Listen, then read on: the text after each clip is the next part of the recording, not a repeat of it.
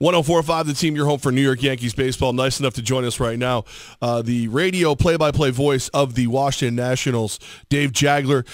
Dave, first things first, Harper takes 2 hit-by pitches in last night's game. Is he going to be okay for tonight's game? Sounded like it after the game. I saw him walking onto the team bus, and he looked fine. I think he said he was okay.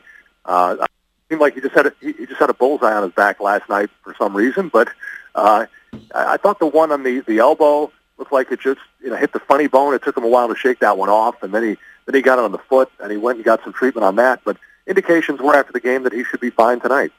Dave, is everybody pitching him inside this year? Is that possibly why this is happening? No, actually, it's completely the opposite. He'd only been hit one time all year until the 2 last night, and Harper had a great month of April as far as he was hitting for power, and he drew 38 walks. His walk rate went way down in May. He started chasing pitches, and everybody was pitching him away. And when he was putting the ball in play, rolling over to the side.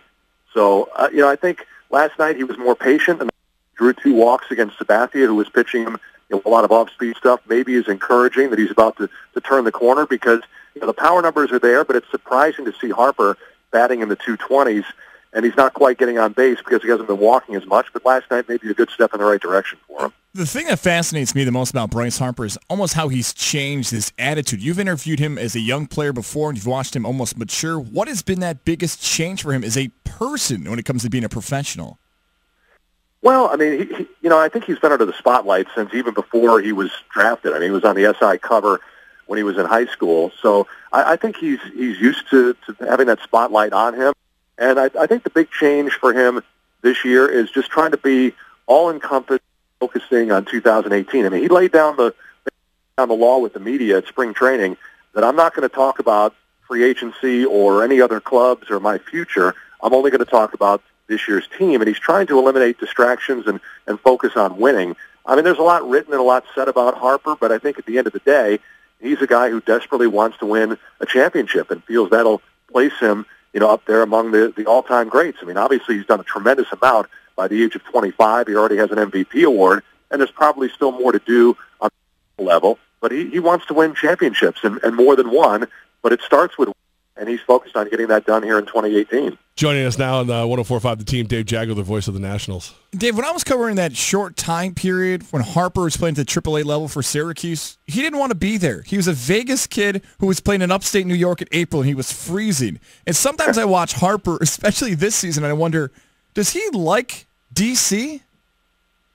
Yeah, I think he does. I mean, I think he's embraced the fans, and the fans have embraced him. Now, there was some back and forth. I thought some maybe inappropriate on the side of the fans with the whole hockey thing. I mean, he's a Vegas kid, and the Capitals Stanley Cup games in Vegas gear, and I think some people thought that was inappropriate for him as a DC superstar in another sport to be rooting for the other team. And I didn't see a problem at all. The one thing, if the New York Rangers, and he was wearing a Rangers jersey, and he had no connection to New York, but that's where he grew up, and he followed the team all year, and Vegas had a tremendous year. So I think that was a whole kind of tempest in a teapot, if you will. I mean, I think he's been received very well. I think he likes playing in D.C. You don't have the tremendously cold temperatures in April and May that you do in Syracuse. You get some nice spring, and you get a few cold days here or there, and then summer's pretty hot and humid. But I think, when people try to analyze what Harper's thinking and what he's going to do, I think at the end of the day, if he gets a really good offer from the Nationals, he'll stay. If he doesn't, then he'll move on. I think there's something that appeals to him about being a one-team player. He idolized George Brett, and George Brett played for one team. And if he wants to be, a Derek Jeter, George Brett, Cal Ripken type superstar, he can be that guy for the Nationals. If he goes to another team, he's never going to be that guy. So I think there's part of that appeals to him. It's a matter of happens in the negotiating process, both with the Nationals and with other clubs. Dave, is there a alcohol shortage in Washington with Ovechkin running around after winning the Cup?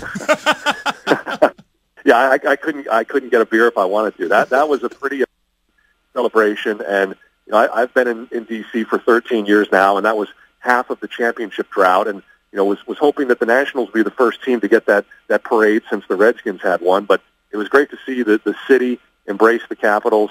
And they came to the ballpark on Saturday when the Nationals were hosting the Giants, and it was just a big party. From when they brought the Stanley Cup out on the field, and both the Nationals and Capitals posed for pictures behind the pitcher's mound with the Stanley Cup, and then their antics up in the suite. I mean, it's tremendously cool to see them celebrate, and there's a lot of parallels between the franchises because Capitals have been knocking on the door, had suffered multiple playoff heartbreaks at the hands of the Pittsburgh Penguins, among other teams. So the Nationals have been that team knocking on the door. They haven't had that one nemesis like the Capitals did, but the Nationals have been trying to get over the hump. So maybe this is a good omen for DC sports. The Capitals were able to break through. The Nationals are still the best team in the NL East, right? I know the Braves are in first, but they're still the best. Well, I mean, you certainly would like to think that, being around them. I think if you stack up a healthy Nationals team and a healthy Braves team, then it's no question the Nationals are the best. When you look at the teams on paper right now, and I think the standings reflect that because the Nationals just have not been right all season due to health. And Daniel Murphy made his first appearance last night. He didn't really look right. Adam Eaton's missed most of the season. Ryan Zimmerman's missed a good chunk of the season. So you're taking a couple All-Stars and 3 really good players out of the lineup. I think the edge to the Nationals big time is starting pitching. But right now, it was supposed to be Steven Strasburg pitching tonight, but he's on the DL. That's not necessarily alarming because Strasburg has often gone on the DL mid-season and then come back and pitch great in the second half. So certainly that's the hope. But, I mean, when you throw Scherzer, Strasburg, Gonzalez, Roark, and Hellickson, that's a starting 5 that the Braves can't match. But right now, the Braves have better offense because of what the Nationals are missing in their lineup. Now, it's just a matter of when do the Nationals get right and put on a kick in the second half. You know, the Nationals have never really had a pennant race. When they've won these 4 division titles, they've often won by double digits.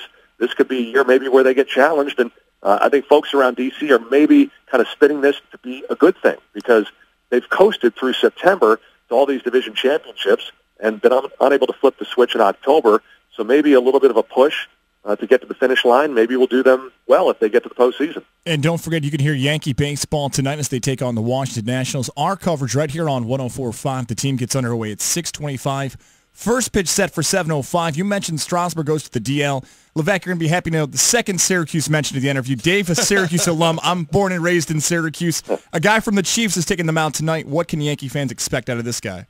Well, Eric Fetty has been the Nationals' top pitching prospect here for a couple of years, and it's funny, he and Bryce Harper were teammates, and Harper's been in the major leagues and is about to be a free agent, and Fetty has made 4 major league starts. That tells you how far ahead of the curve Harper was. But, Fetty has a real good fastball, mid-90s, and nice assortment of off-speed pitches. Last year he came up, he made 3 starts, and he wasn't ready.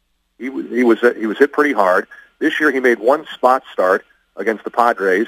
Nationals lost 3-1, but he pitched into the 6th inning and did well. You know, this is going to be a pretty big stage for him, but last year he made a start against the Cubs at Wrigley Field, facing the defending champion Cubs at the time, and he kept the Nationals in the game, and the Nationals won it late on a grand slam by their catcher, Matt Wieters. So I think they're hoping for that he can just keep him in the game, and the Nationals can get something going offensively. They've been shut out 2 straight games. That's the first time that's happened to them since 2016. Dave Jageler with us right now, the radio voice of the Washington Nationals. Now, Dave, you know, here on 104.5 The Team, we have John Sterling, his home run calls, loved by many, hated by some, too. Through the industry, do you guys listen to those, or is it one of those things like you're just too busy calling your own games? Well, I mean, the only thing, honestly, usually the Yankees and the Nationals are playing at the same time. I mean, because we're both East Coast ball clubs. So the only time I hear it is on the MLB Network type shows, or if it's on if it's on some sort of national radio sportscast. So I don't get to hear a lot of it. I mean, that's his style. He's very successful with it. I work with a partner who has a dedicated home run call, not one for each player, but he has a home run call that he uses. I go the other way. I just happen to say what comes to mind, and I don't have a set call, be it for a home run or for a walk-off win. So that's the great thing about the announcing business. It can also be the frustrating thing. There's no scoreboard. No one can tell you who won or lost. Nobody knows what your batting average is or how many home runs you hit. It's a subjective thing. So what might work for somebody else might not work for somebody else. So that's the way I choose to do it. And he's had a tremendously amazing career, working 9 innings a night every night. He's been an Iron Man in the business. Well, Dave, for the last 2 years, I predicted Nationals versus Yankees in the World Series. Hopefully I'm right this year, and if it is bad news for you, we're going to keep bugging you. There you go. Well, I'd love to take that phone call in October. Dave, thank you so much. Dave Jageler, the radio voice of the Nationals, man. You're the best. We love you, man. Thank you. All right. Have a good one. Thank you.